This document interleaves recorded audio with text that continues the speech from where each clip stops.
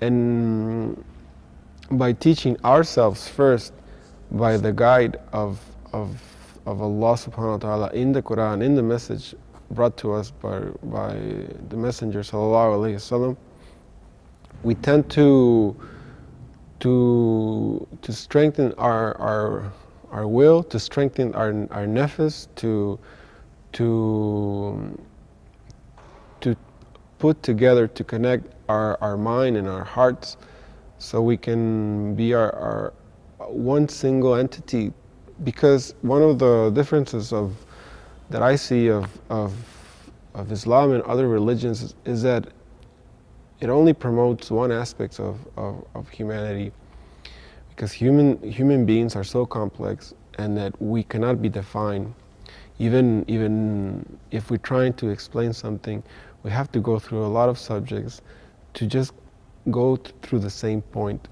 So human beings are so complex and they're so diverse, and we are made of so many things, that I feel like every other religion focuses only on one or two, and Islam takes care of the whole aspect, and you have to take care of the whole aspect. So it's not like you go into Islam and you become a perfect human being.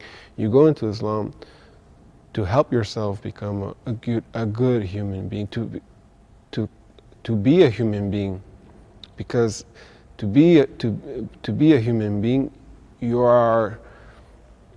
They teach us in Islam, human beings are upper than angels, because angels are perfect beings, but they don't have emotions. They cannot love like we do. They cannot appreciate the simple aspects of having feelings for your family, for your friends, or for a loved one, which will be your partner. So to be a human being is to dominate this whole aspects of our heart, and to take our intelligence, our logic, and our intellect into one single aspect. So to go back to our topic of Islamic art, I feel like this aspect of Islamic art is the same reflection of the things I am mentioning as the mind and the heart, because it strikes you to what is beautiful. Every time you see something in Islamic art, it will generate a feeling that it's something beautiful. It's something made to the eye and to the heart. But at the same time, it has so many study, and it has so many aspects of design and intellect, that it goes even through various readings and aspects of how to view, how to appreciate this art. In one case, you can immediately distinguish that Islamic art, apart from being unique and beautiful, it has this structure, which it uses geometry. It uses geometry in a sense that it is an homage. It is a direct a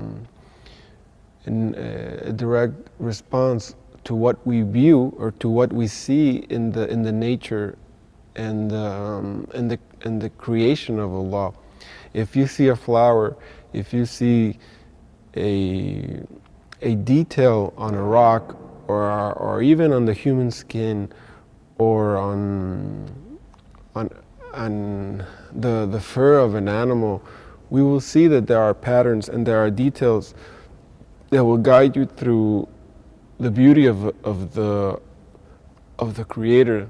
The Creator is all aware and is all knowing, and when He creates something in symmetry and in direct flow and aspects of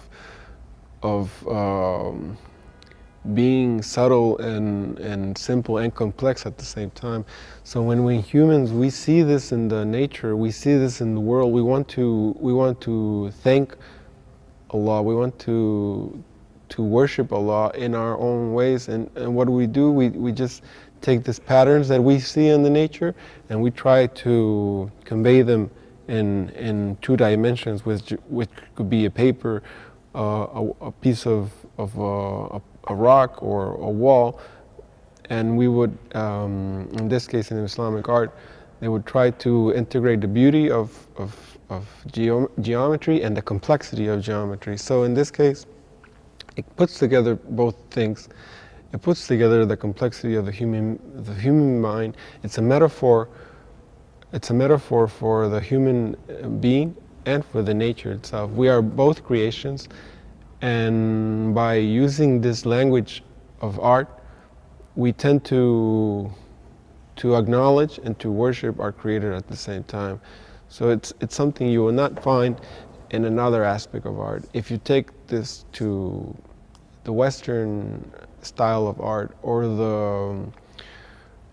the mainly Occidental style of art, you would find that the human is first. You would find that the human emotions or the human body or the human mind is first, and it doesn't acknowledge the Creator in a way, because we have so many movements in art, in the history of art, that you cannot say it completely takes aside the Creator. But for an instance, for a general aspect or for a general view, you would feel isolated in taking taking appreciation of Western art, because it is the study of the human being. And by studying the human being, like I said before, we are so complex and so diverse. We can study the artistic aspects of the mind, to study the artistic aspect of the heart, to study the artistic aspects of our perception. So these are so many different things that we will have different art results. So in a way, these aspects of art in the Western societies are not equal to Islamic art, and Islamic art touches this because other forms of art by native cultures also reach this.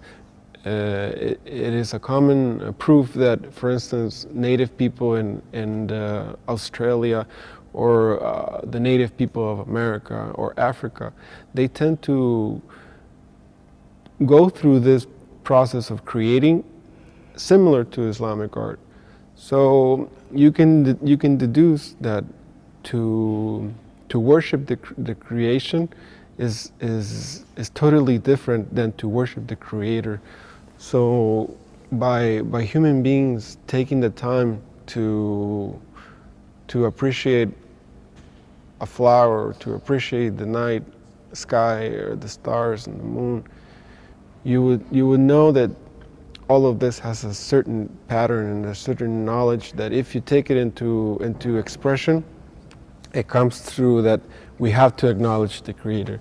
We have to acknowledge that there is one Creator, and this Creator knows everything. And by this, I am fully convinced that art in Islam is the way to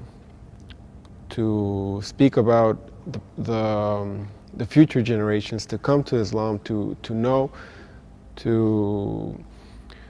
to engage in this process of taking aside the